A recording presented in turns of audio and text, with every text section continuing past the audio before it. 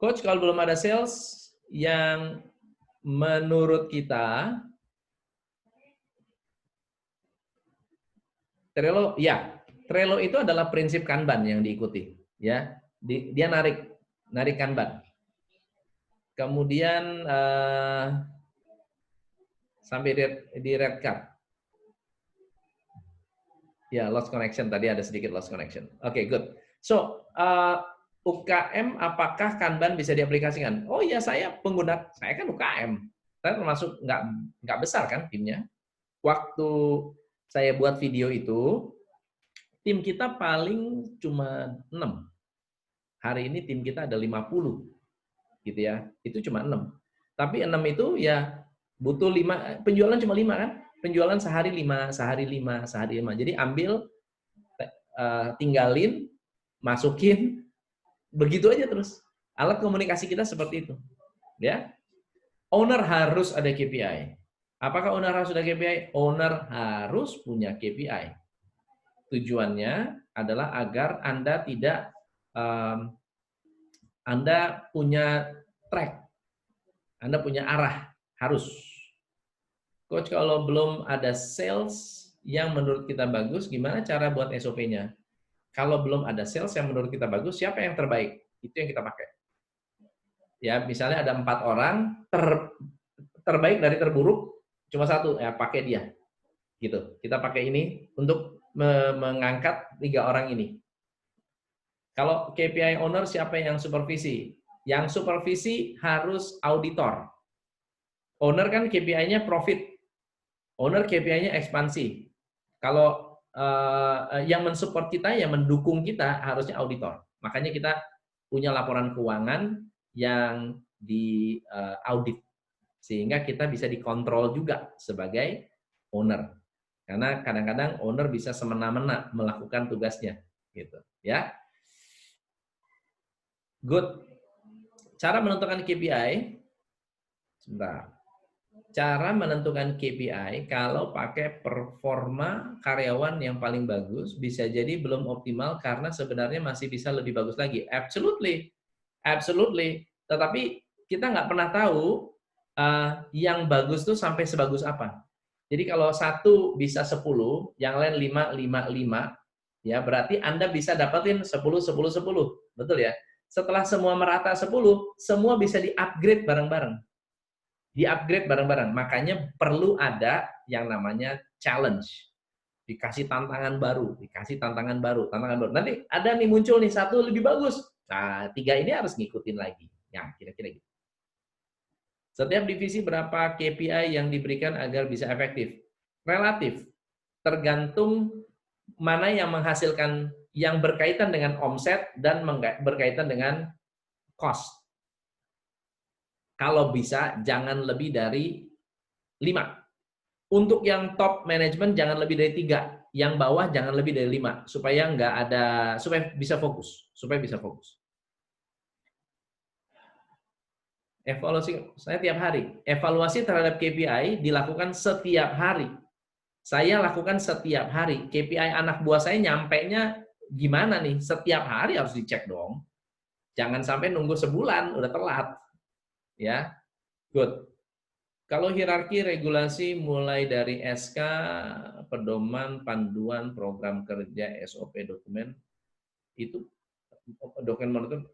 Kalau hierarki regulasi mulai dari SK, pedoman, panduan, program kerja, SOP, dan dokumen monitoring itu bagaimana? Biasanya kita berbicaranya dari kebijakan. Kebijakan diturunkan menjadi prosedur, prosedur diturunkan menjadi instruksi kerja diturunkan menjadi formulir atau dokumen, formulir diturunkan menjadi monitoring atau audit. Ya, jadi kita mengaudit form yang dipakai harus mengikuti instruksi kerja harus mengikuti prosedur, prosedur harus mengikuti kebijakan. Gitu. Jadi dari ini ya, dari prosedur, sebelum prosedur itu kebijakan dulu, aturan besar. Bentuknya tadi bisa SK, bisa memo, pokoknya kebijakan kita. Kebijakan turun jadi prosedur. Prosedur diturunkan menjadi instruksi kerja. Instruksi kerja diturunkan menjadi form, dokumen, formulir, checklist, dan seterusnya. Formulir diturunkan menjadi alat monitoring, alat untuk mengaudit. Jadi yang diaudit adalah form yang dipakai. Gitu. Pak, kalau level maturity of process management tadi harus dipenuhi secara sequence. Yes. Yes. Harus, dia automatically akan mengikuti secara sequence itu. Automatically. Susah sekali untuk bisa dari nol, nggak ada proses sama sekali, tiba-tiba mau SPC, mau lompat ke yang 4, statistical process control. Itu lompatannya luar biasa. Kalau nggak ada flowchart, gimana bisa pakai SPC? Gitu. Supaya bisa cepat, apakah bisa hire CEO yang kompeten untuk membangun sistem? Karena kadang kita sebagai owner kurang kompeten jadi lama. Bisa aja, bisa. Jangan CEO juga. Menurut saya CEO tidak efektif untuk disuruh bikin sistem. Terlalu mahal dong. CEO harusnya mengelola. Kalau Anda membangun sistem, ya cari konsultan. Konsultan membantu Anda membangun standarisasi, tapi itu baru diproses ya, beda ya, bukan di standarisasi, itu diproses. Kalau tadi kita berbicara sistem visi misi itu nggak bisa CEO dong, nggak bisa kita hire orang lain dong, betul ya? Setiap level goalnya cukup dari checklist itu, boleh. Coach, untuk UMKM kuliner masih tahap startup, apakah bisa dibuat sederhana? Harus bisa sederhana aja, jangan terlalu rumit. SPC itu program software, bukan. Statistical Process Control bisa pakai Excel, tetapi Anda memonitor pekerjaan lewat control chart. Gitu. Jadi Anda mengukur nih, orang ini kerjanya benar atau enggak, pakai histogram, pakai apa. Itu udah rumit. Coach, training internal sekali, berapa bagusnya? Internal, berapa, apakah harus ada divisi training? Idealnya ada. Kalau saya tidak ada divisi training karena saya sendiri yang mentraining gitu ya. Itu boleh. Ganti Gantt chart. Gantt chart kan hanya untuk itu, hanya untuk memonitor program ya, proyeknya sampai di mana. Itu besok. Besok kita cerita Gantt chart ya. Seberapa penting struktur organisasi menurut coach? Sangat penting. Sangat penting. Jadi organisasi gemuk dan ramping bergantung kebutuhan, betul ya. Organisasi itu ada dua ya, satu yang vertikal, yang begini ya, vertikal, dan yang horizontal. Vertikal itu berarti satu orang membawahi 3 orang, satu orang membawahi 3 orang, satu orang membawahi 3 orang. Jadi jenjangnya mendalam, ya. Ada yang melebar, di mana di sini organisasi flat, pemimpinnya satu orang mimpin banyak. Nah, kelebihannya kalau Anda ingin bisnis Anda berfokus kepada strategi besar, pakainya ini, vertikal. Tetapi kalau organisasi Anda berfokus pada operasional, kecepatan, harus flat. Dua itu aja. Kalau pengen cepat, flat. Kalau mau strategis, ini, vertikal. Begitu. Ya, jenjang piramid. Betul. Coach, bagaimana mendamaikan tim yang konflik? Konflik manajemen ya. Jadi kalau konflik manajemen, nomor satu, Anda perlu punya value dulu. Value itu kayak gini. Di perusahaan ini, kita sepakat mengikuti kaidah prinsip apa. Misalnya, kalau saya kalau berantem, dua-duanya keluar, titik. Kalau ada 2 karyawan, ribut, berantem, dua-duanya dituntut untuk mengundurkan diri. Kalau tidak mau mengundurkan diri, silahkan berdamai. Kalau nggak mau berdamai, jangan kerja di sini. Buat saya seperti itu, karena saya nggak mau punya waktu untuk sibuk ngurusin mendamaikan orang konflik. Kalau orang sudah konflik, susah didamaikan, tidak ada keinginan untuk mendamaikan diri sendiri, lebih baik keluar. Itu prinsip saya. Ya, oke. Mengapa envisioning periodenya 5 tahun? Karena 10 tahun banyak orang nggak bisa baca, nggak bisa ngebayangin. 5 tahun lebih terbayang daripada 20 tahun, daripada 100 tahun. Gitu. Good. Coach, supaya bisa cepat dan nggak terlalu terlibat bangun sistem, kecuali hal-hal penting seperti buat visi misi, budaya, maka strateginya bagaimana? Tim bagaimana yang harus di-hire, misalnya selain konsultan, apakah manajer khusus bagian tim bagaimana?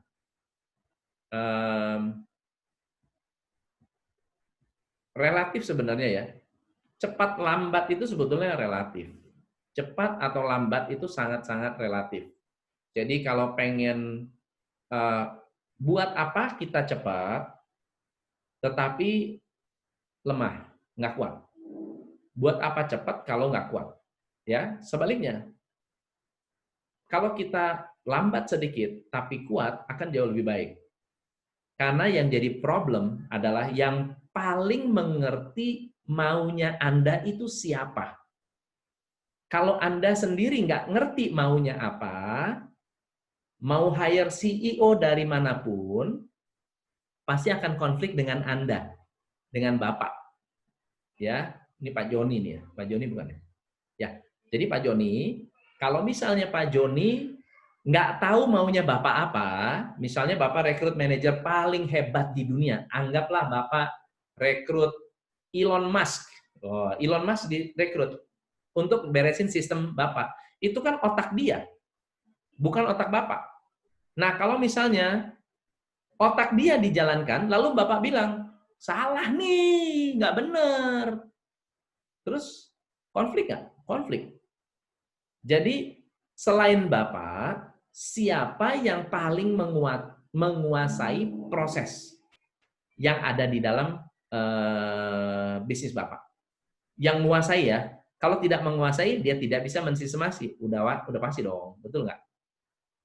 Jadi kalau bisa harus didampingi oleh orang yang menguasai. Kalau Bapak nggak mau terlibat, ya boleh. Tetapi harus siap dengan berbagai macam konsekuensi. Kalau gagal, harus ngulang. Gitu ya. Good. 2 tahun ini saya kesulitan mendapatkan sales team yang sesuai target, jadi omset naik hanya masih dari tim lama, sedangkan tim baru masih belum bisa perform. Nah, tim lama ini coba disistemasi, coba dilihat cara kerja mereka kayak apa. Oke, cara kerjanya seperti apa. Supaya Anda bisa mengerti, oh cara kerja mereka kayak begini, coba contek yuk. Ya. Coach, untuk menerapkan kultur baru di tengah perusahaan yang sudah berjalan dan semenjak berdiri belum ada kultur yang bagus, seperti apa? Terpaksa, dipaksa, ya harus dipaksa. Harus dipaksa. Nggak ada cerita. Kan tadi kita udah bilang, pain of discipline atau pain of regret. Kalau Anda nggak paksa disiplin, Anda menyesal. Coach, ada pelatihan bagaimana bisa go public. Oh, langsung aja itu ke BEJ. Langsung ke BEJ. BEJ akan memberikan referensi atau Anda ke sekuritas. Paling gampang Anda pergi ke sekuritas pilihan Anda. Sekuritas itu punya paket. Nah, paket untuk go public. Dan sekarang go public itu bisa lebih ringan persyaratannya. Yes. Oke, coach, idealnya berapa tahun sebuah perusahaan bisa auto-run dan terus berkembang? Saya 1,5 tahun sudah autopilot. Saya 1,5 tahun menjalankan bisnis bisa autopilot karena sudah pengalaman ya sebelumnya. Jadi auto-run, autopilot itu basic, bukan sesuatu yang tujuan. Awas loh ya. Autopilot itu basicnya supaya bisa berkembang tanpa kita. Harus autopilot dulu. Nah, autopilot itu berarti 4 aspek punya aturan yang jelas, punya proses yang jelas. Marketing, keuangan, operasional, SDM. Itu punya fondasi yang jelas. Kalau nggak bisa, satu-satu dulu lah. Coba, kalau saya autopilot kan marketing dulu. Setelah di autopilot marketing, autopilot kan SDM-nya. Setelah autopilot SDM, operasionalnya. Setelah operasional, baru keuangan. kebanyakan saya nggak melepaskan keuangan ke mana-mana. Saya masih jaga keuangan sendiri. Gitu. Jadi keuangan tidak autopilot. Kalau autopilot pun hanya bagian untuk mendukung operasional. Sisanya saya nggak. Kayak misalnya investment, ekspansi, itu saya nggak ada autopilot. Saya jalanin sendiri. Karena saya yang ambil keputusan. Gitu. Oke, Coach. Coach, saya sudah terlanjur hire seorang manajer dan manajer tersebut susah diatur, cenderung menggunakan aturan dia. Nah, itu wajar, itu begitu. Itu begitu. Jadi Anda rekrut manajer, Anda pikir manajer menyelesaikan masalah, tapi berantem sama kita, buang waktu. Gitu. Nah, terus gimana? Membuat kesepakatan bareng. Duduk sama-sama, buat kesepakatan, setup dari awal seperti yang tadi tuh. 11 step tadi, coba dibuat bareng, ya, diurutkan, supaya bisa dijalankan. Oke? Teman-teman, semoga bermanfaat. Besok kita akan lanjutkan jam 9. Siapa? Pak, siapa? Bukan Bu Yanti. Pertanyaannya apa? Boleh diulang nggak? Ini terputus soalnya tadi. Bu Yanti, pertanyaannya apa? Bentar ya, di sini nggak kelihatan soalnya.